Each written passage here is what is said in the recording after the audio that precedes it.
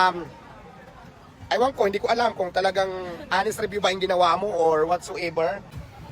Ate ha, nag-interview ako kasi napanood ko yung talaka ng talaka. Actually, hindi naman din kita kilala. Kung hindi ka nasarapan lahat, sinabi mo walang lasa. So ngayon ito, nagtanong ako, kararating ko na sa tindahan ko.